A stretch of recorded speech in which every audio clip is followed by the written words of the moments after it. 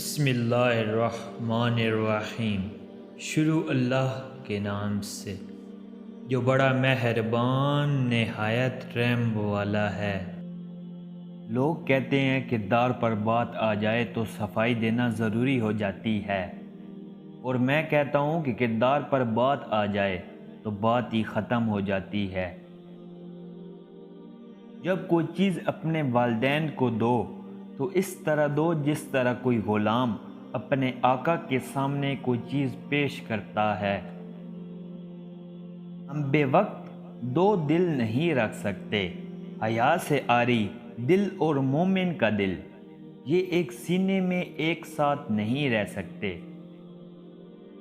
ہمارا معاشرہ ایک طاقتور جابر ظالم کی قدر منزلت اور کمزور محکوم کی تذلیل کرتا ہے، جو ایک بیمار معاشرے کی خوبی ہے۔ لوگ لوگوں کے بس میں نہیں ہوتے، لوگ حالات کے بس میں ہوتے ہیں۔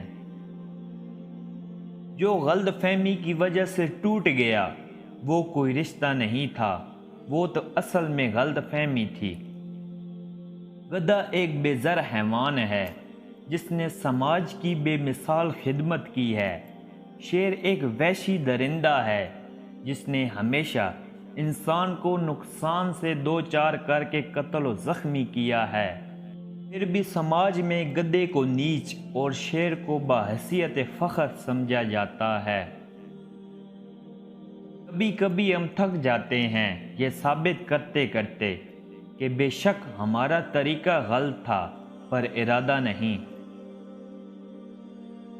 کوشش اگر غلط ہتھیاروں کے ساتھ کی جائے تو ایسی محنت کا نتیجہ صرف صفر ہوتا ہے۔ محنت اہم ہے لیکن اس کے ساتھ عقل کا استعمال بھی ضروری ہے۔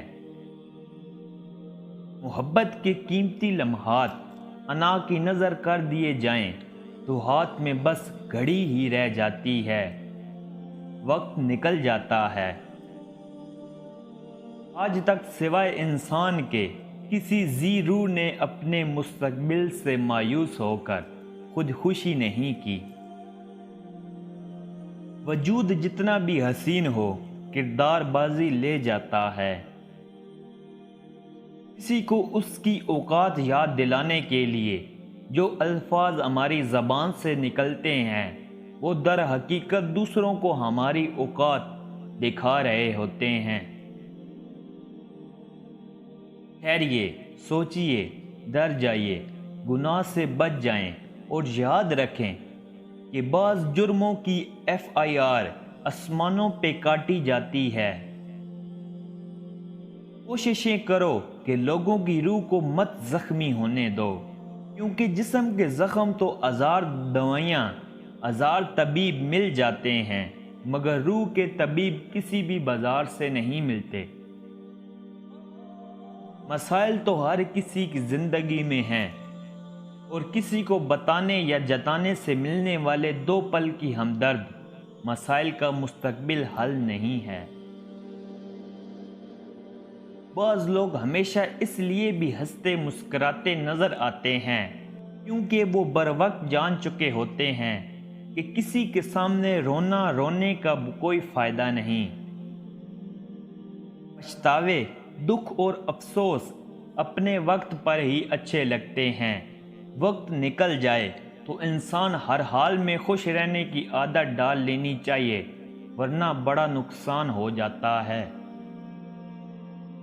ہر گم شدہ چیز وہیں سے ملتی ہے جہاں وہ کھوئی ہو، سوائے اعتبار کے۔ جہاں اعتبار کھو جائے وہاں سے کبھی نہیں ملتا، لہٰذا کبھی کسی کا اعتبار نہ توڑیں۔ انسان کی فطرت بھی عجیب ہے، وہ تنقید جیسی سچائی پہ ناراض ہوتا ہے اور خوشامد جیسے دھوکے پر خوش ہوتا ہے۔ کبھی بھی کسی کو نیچی نظر سے مت دیکھو، کیونکہ تمہاری جو حیثیت ہے یہ تمہاری قابلیت نہیں بلکہ رب تعالیٰ کا تم پر احسان و کرم ہے۔ زندگی اپنے ہی پردے میں چھپی ہوتی ہے اور اپنے ہی دروازے پر خود ہی دستک دینی ہے۔ اور خود ہی اندر سے جواب دیتی ہے یہاں کوئی نہیں، اور اگر کسی نظر کا فیض ہو جائے تو خود ہی خود کو آواز دیتی ہے اندر آ جاؤ، ہم تمہارا انتظار کر رہے ہیں۔ بس زندگی اپنے روبرو ہونے کا نام ہے، اپنے قریب ہونے کا نام، اپنے سے قریب ہونے کا نام، اپنے سے آشنا ہونے کا نام، اپنا ہی نام، میں ہی زندگی ہوں۔ لیکن اس شرط کے ساتھ کہ میں تسلیم کروں کہ تو بھی زندگی ہے اور وہ بھی زندگی ہی ہے، سب کا احترام ہی اپنا احترام ہے، سب کی زندگی ہی اپنی زندگی ہے۔ زبان سے معاف کرنے میں وقت نہیں لگتا، لیکن دل سے معاف کرنے میں عمریں بیت جاتی ہیں۔ قدرت اتنی پرفیکٹ ہے کہ آپ کے ہر عمل کا بدلہ ضرور لوٹاتی ہے۔ سکون فراہم کیجئے، یہ لوٹ کر آپ کے پاس آ جائے گا۔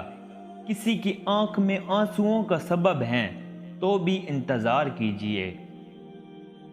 اگر حق کہنے کی طاقت نہیں رکھتے تو پھر باطل کے لیے تالیاں بھی مت بجاؤ۔ ایک جھولا جتنا پیچھے جاتا ہے اتنا آگے بھی جاتا ہے، بالکل اسی طرح اگر زندگی کا جھولا بھی پیچھے جائے تو ڈریے مت، وہ آگے بھی ضرور آئے گا۔ انسان کا سب سے بہترین دوست اس کا اپنا ضمیر ہوتا ہے، جو اچھے کام پر انسان کو شاباش دیتا ہے اور برے کام پر ملامت کرتا ہے۔ اگر انسان برا کام کرنے کے بعد شرمندہ نہیں ہوتا تو سمجھ لو اس کا ضمیر مر چکا ہے۔ رب کے دروازے تک آنے کے لیے دل کے دروازے پر آنا ہوگا، اور دل کے دروازے پر صاف نیت لوگ ہی آ سکتے ہیں۔ جینے والوں کی قدر کیجئے، مرنے والا اپنی تعریف نہیں سن سکتا۔